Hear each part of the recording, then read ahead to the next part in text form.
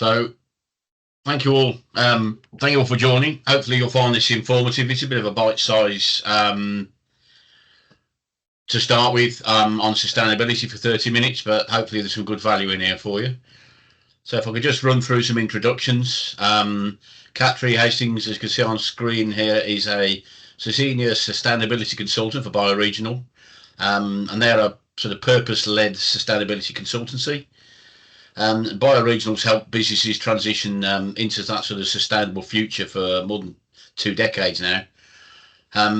They support companies on net zero, circularity, biodiversity, governance, and wider areas on sustainability. So they are really the sort of go-to experts if you're looking for some level of support. Myself, David Roddis, I am the Managing Director of a company called MidasDX. We are a consultancy focused on manufacturing, sustainability, digital maturity. We have a team of engineers who've all got sort of extensive background and first-hand experience in manufacturing, sustainability across a wide range of different industries. That includes automotive, aerospace, chemical, food, and franchising. So if we want to sort of step in to the first sort of discussion point, if I can, and I'll stop sharing at the moment just so that we can have a look at everybody. I think just to kick off, really, the first question I'd like to ask Katri is, how does sustainability impact the manufacturing sector? How can we embrace sustainability in the sort of long-term successes of a manufacturing company? And are there any sort of potential consequences for manufacturers who ignore sustainability? Yeah, thanks, David. Yeah, it's a great first question. So, as we're all aware, there are these so-called mega forces, right? So things like climate change, urbanization, population growth, ecological decline, and these are putting pressures on resources, impacting supply chains, food, water, materials, energy supply chain. And there are huge consequences for inaction from everyone, but in particular the manufacturing sector, because of the access to resources being so vital for the manufacturing sector. So globally, the manufacturing sector is estimated to actually be responsible for about 1/5 of global carbon emissions and half of global energy use.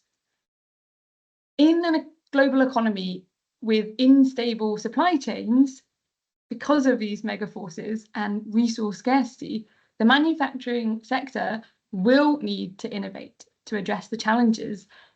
They'll need to develop efficient, low-impact processes, embrace renewable resources, adapt supply chains to manage risk. However, there are also great opportunities for companies that embrace sustainability in this sector, both in terms of business success and in terms of having a massive impact, positive impact on the global sustainability effort. So over the long term, sustainable companies have actually been seen to outperform low sustainability companies and often have lower volatility. So one study demonstrated that highly sustainable companies had a 4.8% better stock market return over an 18-year period compared to low sustainable companies, and they had a greater return on investment. But why is this? So the shift towards sustainability opens up new markets and new business opportunities. Sustainable thinking drives innovation and input product design, the materials we use, the manufacturing processes that we engage in, and it can actually lead to a competitive edge for companies in the market. So there's the well kind of understood elements. Implementing energy efficiency processes, right, can significantly lower costs, offering market advantage, whilst reducing waste supports long-term resource availability, which, when there's resource scarcity, adds that competitive advantage of less instability in your supply chain. To increase that kind of resilience within your supply chain, when you're thinking about sustainable manufacturing practices, you also look at diversifying your suppliers and materials to prevent over-reliance on one material or source. But beyond the kind of well-understood efficiencies and resilience, there is such a growing consumer preference for sustainably manufactured products that it offers a huge market, a competitive edge to companies that will embrace it first. So a 2024 PDI technology study found that 80% of consumers are very or somewhat concerned about the environmental impact of the products they buy. And another study done in 2021 by NYU showed that products that are marketed as sustainable grew 2.7 times faster than products that were not. So companies that adopt green practices actually improve their brand image and can then attract these environmentally conscious consumers. So we know that consumers are worried about sustainability, but so are our staff. So we all know that their employees are the key to the success of any company. Recruiting and retaining talent is an absolute must for any successful company. And studies have now shown that 64% of millennials actively consider a company's social and environmental goals when deciding where to work. And another study found that employees are 38% more likely to be dedicated to a company that prioritizes sustainability. This means that companies that actively engage with sustainability attract more talent and keep staff for longer. Okay, so finally, and something we're probably all thinking about in the manufacturing sector at the moment, one of the risks of not engaging in sustainability now is the number of environmental regulations is increasing. I mean, even since 2018 in the UK alone, there has been updates to the environmental permitting regulation. The environmental authorisations in Scotland was established, the Environment Act was established, Streamlined Energy and Carbon was implemented and is likely to expand soon. Companies that are listed on the stock exchange now have to include climate disclosures in their annual reports. And the UK Sustainable Reporting Standard is expected to be implemented in early 2025. So as governments implement stricter environmental regulations, companies that have already embraced sustainable manufacturing practices will find compliance far easier and be much less likely to be penalised, have fines, find themselves, barred from markets. So there is a huge risk in not being ready ahead of time, but there is also huge opportunities by embracing and shouting about your sustainability practices now. I hope that answers that fairly comprehensively. Yeah, I mean, it's a fairly comprehensive area. So considering that, how comprehensive it is, what would you think were the start points for a manufacturing company when you're going to engage with sustainability?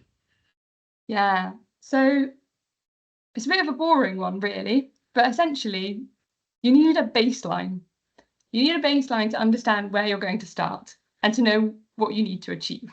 So we would definitely always recommend a full value chain baseline carbon footprint, but also assessing some of the other wider sort of sustainability impacts outside of carbon. So pollution, chemicals, deforestation, biodiversity, looking at your supply chain, identifying what the impacts could be, and finding the hotspots. So what we mean by the hotspots are the high emissions activities or the high ecologically damaging activities.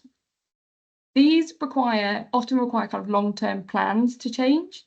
So we also say take advantage of the low-hanging fruit that can offer little wins now. So those efficiency measures, the things that are readily available, switching to a renewable energy supplier now, those kind of little easy wins to kind of kick you off. Okay, thank you. So I guess turning it back on yourself there, after talking about kind of where we'd recommend. With your experience in the manufacturing sector, are there any common pitfalls that you see companies making when they're beginning that sort of sustainability journey? And how does the framework that you work with support companies to avoid these?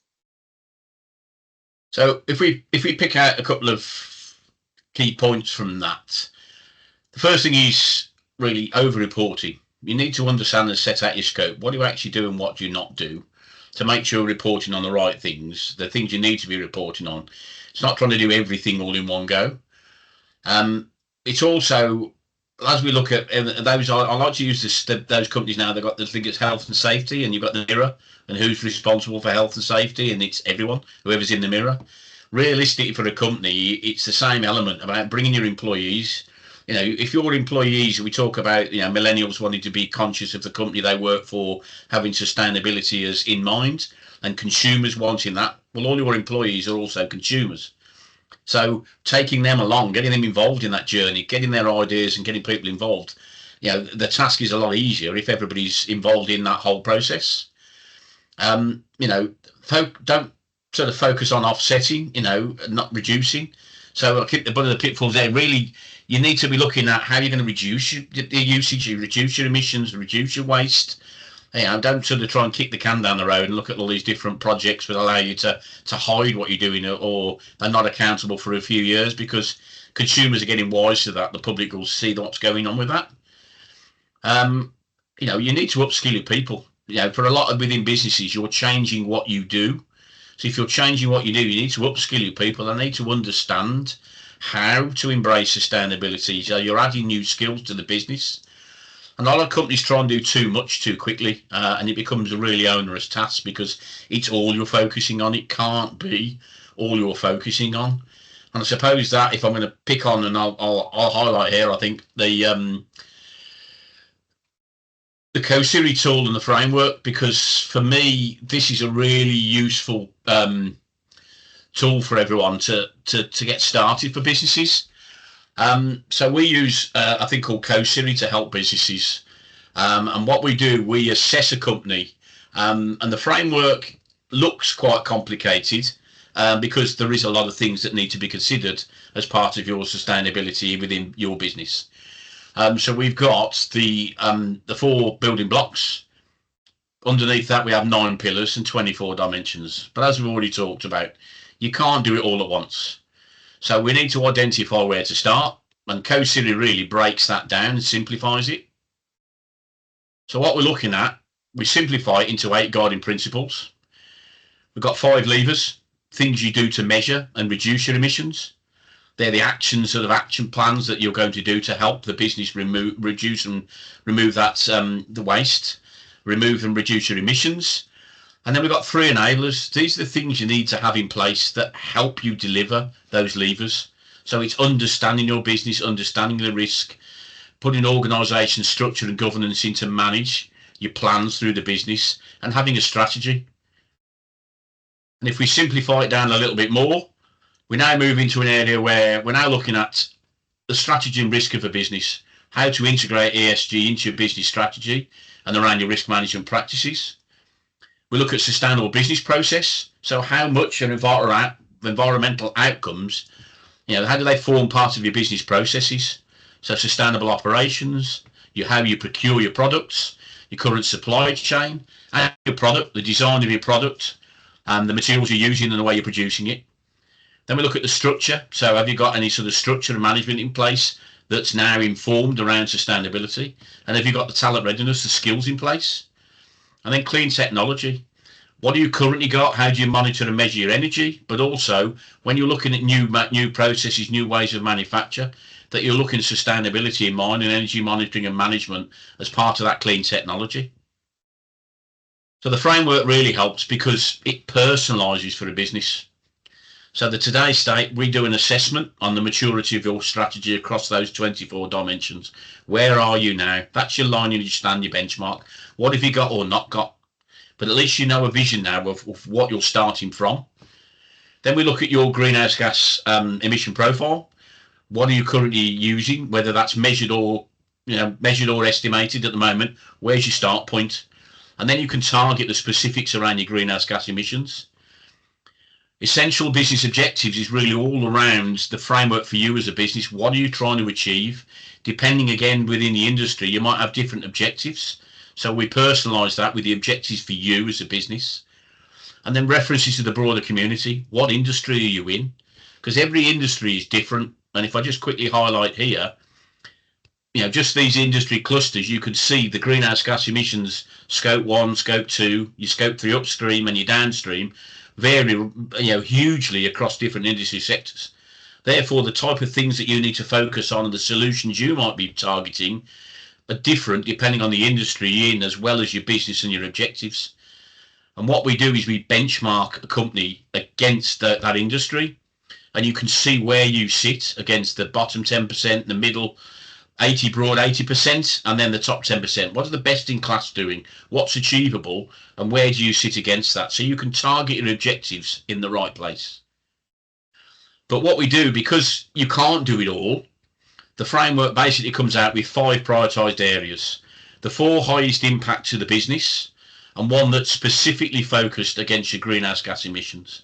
So that gives you those targeted areas that you can hit as a business to make significant improvement for the minimal input from cost and effort that really starts to drive you and give you that start. And that's what we find is really powerful. You get a full report, 24 dimensions, you get the scores, you get assessment notes, you get a comparison, you get a greenhouse gas emission profile. You also get the objectives and the prioritisation matrix that shows what you targeted. So as a business, you've now got a bit of a plan to start building that strategy. And you've got your recommendations for improvement. What should you do next? And to us, that's really powerful tool that helps businesses get on that first step. Yeah, that's really interesting. It's great to see a framework that offers a way to identify some of those hotspots. So with the carbon, it's always fairly easy to identify. You do a carbon assessment, but other areas it's not so easy, and a full LCA is far too extensive for most companies. So it's great to see a different way of identifying those aspects. So I guess something that is quite important for most companies is how they can balance that need for sustainability and other business priorities. Interestingly,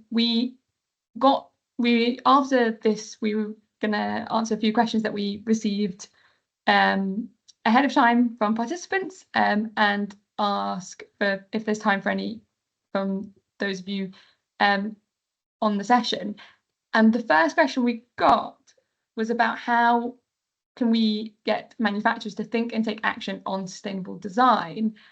And I feel like this is very integrated into this question about balancing those priorities, David. So I hope this isn't putting too much on you at once, but I wonder if you can elaborate a bit on that, on how can we get manufacturers to think and take action on sustainable design, but also whilst thinking about those balancing priorities in terms of cost, quality, as well as sustainability.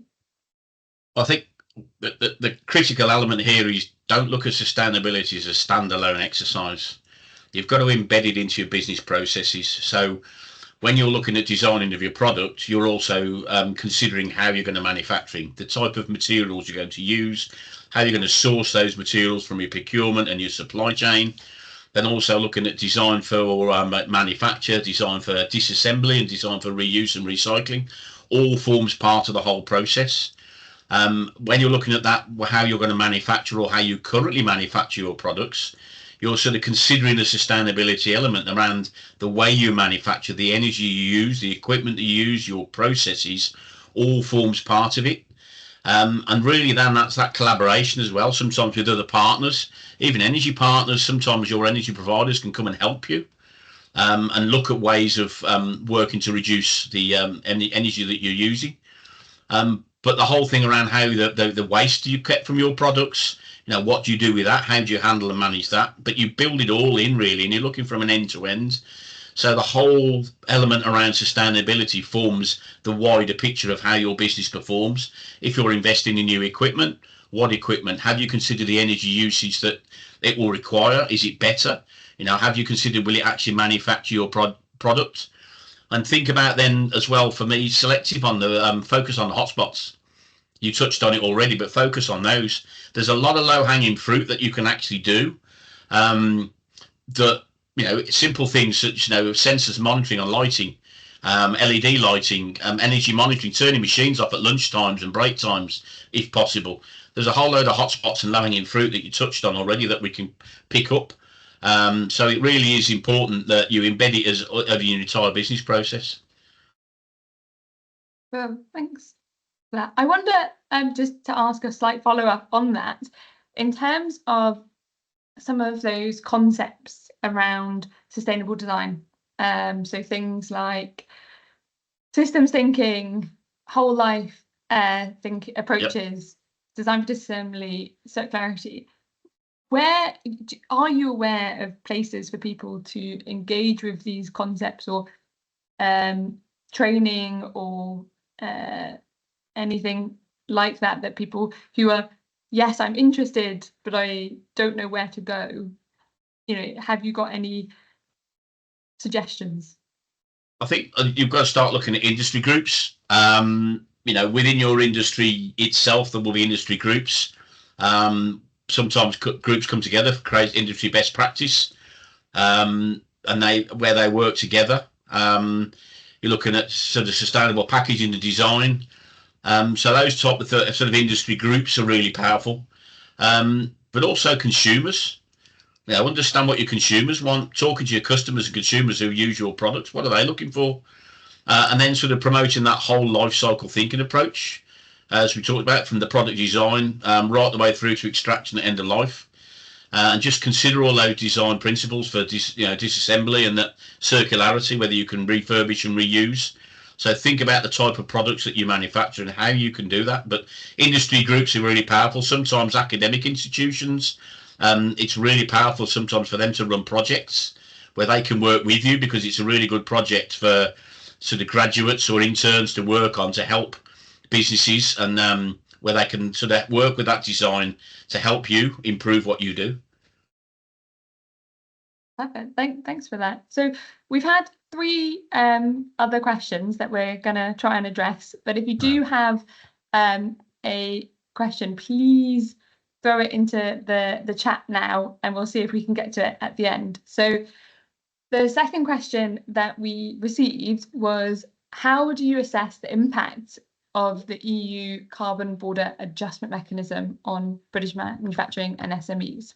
So for anyone who isn't aware, the EU carbon border adjustment mechanism will apply in its full form in 2026, but is in its current transitional phase from 2023 until 2025. And it is likely to have several impacts on British manufacturing. The full impact obviously is uncertain until we have the final version and we know how the UK will respond. But there will certainly be some impacts in terms of export challenges. So manufacturers exporting CBAM regulated products like steel, aluminium, cement, fertilizers to the EU will face new reporting requirements and potentially carbon pricing. This could make UK exports less competitive if the UK's carbon pricing differs from the EU's. Without comparable UK CBAM, British manufacturers might also face a competitive disadvantage, and there are concerns about high carbon products from non-EU countries being redirected to the EU, from the EU to the UK, which again could make UK manufacturers less competitive. There is also obviously a potential compliance cost, so added burden in terms of administration, reporting systems, and any sort of SMEs that are part of supply chains involving CBAM products that maybe don't directly supply to the EU, but are part of an EU supply chain, will potentially also face this. So it could just have a kind of a wider impact. So there will need to be sort of some adaptation from the manufacturing industry in the UK. However, and the UK may need to invest in decarbonisation in their processes in order to meet that competitiveness, to stay in line, especially if the carbon pricing is matched, then we would need to do that in order to just match globally what is happening. But also, if we want to be more competitive, decarbonising would obviously increase our competitiveness compared to other areas. To mitigate some of this potential risk, if you are in an industry that has a CBAM product, then it is worth assessing the risk now, assessing the potential impact, looking at the carbon pricing that is happening already from the EU, and assuming there will be some form of pricing here, and keeping an eye on that. Start tracking and reporting emissions, because that will become a requirement and a need, and it's much easier to do it once you're used to doing it than it is in the first instance. And consider investing in low carbon technologies now, because the early adopters will have that competitive advantage. And of course, yeah, just keeping kind of aware of the policy requirements and the UK's response to the CBAM. A question that was asked that kind of ties really nicely in with this one, David, is about the future of UK manufacturing generally, and whether we feel there's going to be investment that we need in order to reshore some of manufacturing and create jobs. So I wonder if you could talk on that. Yeah, thanks. I think obviously at the moment the manufacturing sector's expected to see flat growth for the next couple of years, 23, 24 and 25. We're really looking at low productivity, a productivity gap compared to other global markets. So potentially due to low investment in sort of productivity enhancing technologies. Obviously energy prices remain high as well. But there are opportunities. So the UK sort of moved up from 9th to 8th in global manufacturing rankings, and output reaching to the 224 billion at the moment. So the majority of UK manufacturers are planning to invest in technology, around about 70-71%. And there's a growing interest on sustainability. So manufacturers are adopting renewable energy sources, circular economy principles, because the design is, this sort of cradle to grave. It is taking how you design your products now is at the start to be able to that sort of recyclability at the end.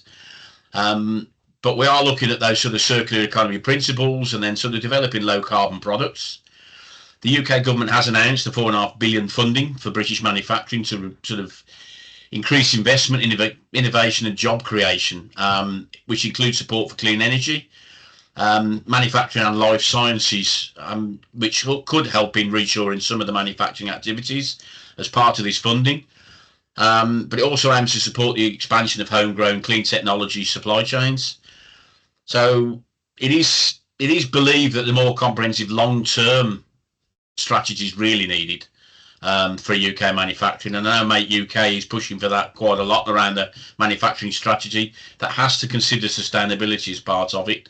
And that's the key thing that we've got to look at, is getting all these sort of key contributors around UK manufacturing to come together to put that strategy, because it's got to consider sustainability as well.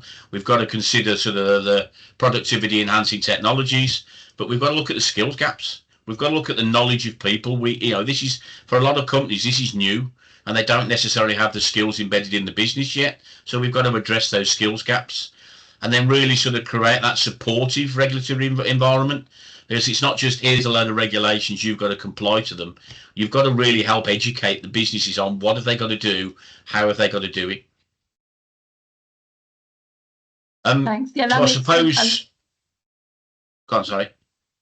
No, I was just saying that makes a lot of sense, and I was going to ask if you were aware of anything that people can get involved with or support in order to advocate for these kind of activities. So industry bodies maybe who have any training or available or offer kind of discounted training, anything like that. This happens differently at the moment. A lot of the support funding is region by region, and different regions have got different funding opportunities.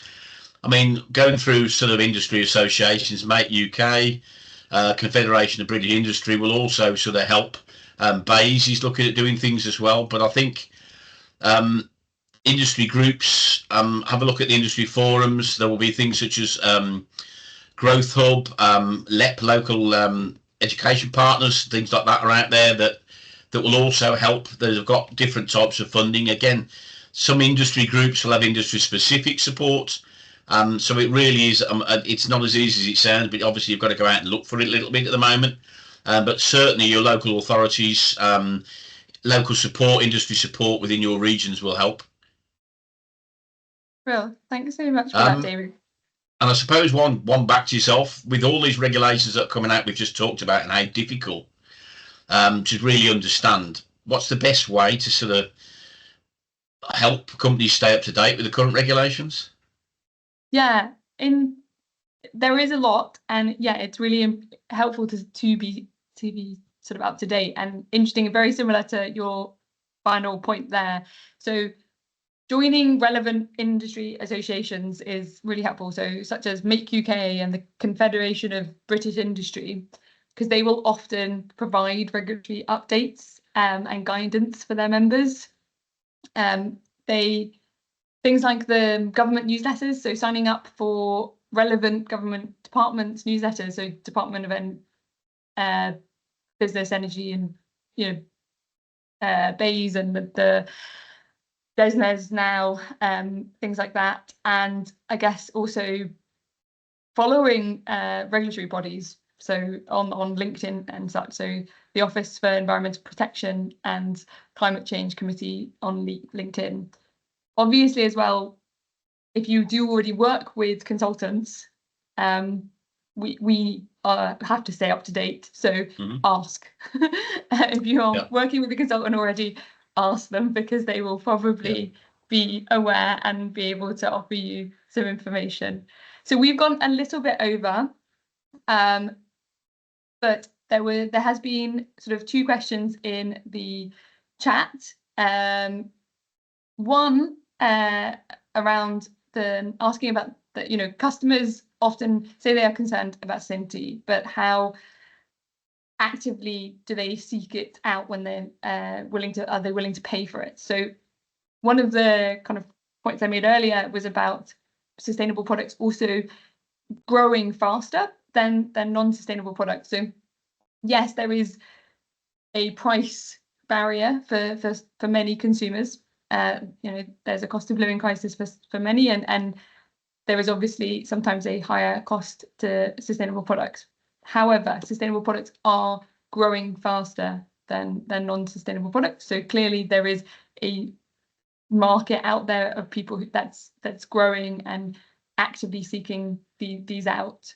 There are also cost benefits from sustainability kind of manufacturing and thinking that can allow you to implement many changes without too much of a price hike.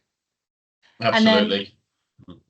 Sorry, David. I was just going to jump in there and say one of the big things that we look at: process efficiency, process improvement, reduction in defects. So making your parts better, faster, more efficiently, lower energy. They're all money saving as well. So not only are you improving the quality of your products, and then that helps meet some of those sustainability requirements. So a number of the initiatives that you can look at are actually cost-saving exercises that help fund, because there are elements that it will cost. To redesign the products is going to cost, but there is a sort of growing consumer pull. Not everybody can afford it, as you've said, but there is a growing pull. but a number of the initiatives that you can do actually save you money to start with. That helps fund some of the other initiatives that you'll need to carry out. Exactly. So we have gone over, and in the sort of interest of keeping to time, we may have to wrap up there. But does anyone have a very pressing question they would like to ask in the last sort of 3 minutes before we finish up? Astrid, are you all right to stop to unmute people if they put their hand up? I do not have the controls to do that. It looks like they came in that way, but there are some questions in the chat and in the Q&A section as well that I can read out. That would be great. Thank you. So there was one question from Michael about how can we actively discourage greenwashing? Yes, that is a great question. Oh, and a second question? Yes, there was another question. Sorry, I'm just trying to find it. I think I'll run on greenwashing first. Yeah. I was going to say I can that one. Well, there is actually a huge amount of sort of legislation that has recently come in around greenwashing, and the banning of companies advertising using basically false claims or claims that are unsubstantiated. So things around carbon neutral can't use that anymore. You can't make a net zero claim without substantiating it and explaining it. There has been actually quite a few cases of companies basically being have had a lot of pushback from the advertising industry for basically greenwashing. So greenwashing kind of is being massively pushed back on, and consumers are frankly pushing ahead with it. They are very unhappy. They have shown their disapproval of companies for it, and thankfully it is starting to really kick in. Obviously, some acts of greenwashing do still occur, but it is really we are seeing a massive sort of swift change in that behavior, and actually we're seeing a lot of companies being afraid to make claims, even substantiated claims, because they don't want to be accused of greenwashing, which is a shame, because actually being able to advertise positive behavior can really like have a snowball effect on the kind of whole industry when they see successful companies doing well who are advertising it. So yeah, it's actually an interesting moment in the times of greenwashing. David, did you have anything to add?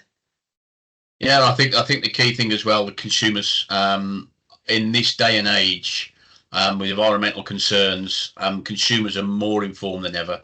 Yes, companies are making claims, but social media and other elements, they're being rapidly exposed because people really are investigating, and they're actually really conscious about their products. Yes, some can't afford it, but many now are at sort of, whether they're looking for new jobs, whether they're looking for new purchases, they will actively seek out and look at the credentials of the company, and that they can substantiate their claims. And if they can't, people they are vilified for it. So there really is quite a risk now, and to discourage exactly what we've described them now, it's a real awareness of getting a really bad reputation for false claims. So that companies are really conscious, and more companies are being really conscious. And any of the larger nations, there are other companies still pushing, and we've seen one about the Chinese and their scope 3 emissions somebody's raised, David Randall raised. Scope 3 for everyone is difficult yet to fully understand. But again, claiming around the level of emissions that companies, your products are producing as your scope 3. More and more now, people are looking for substantiated evidence to show that you've got environmentally considered products. You can substantiate the claims, and more people will just not buy these products. And as the consumer shift is the thing that's really going to control it more than anything else. Many consumers now will not purchase products you can't substantiate the claims. Great.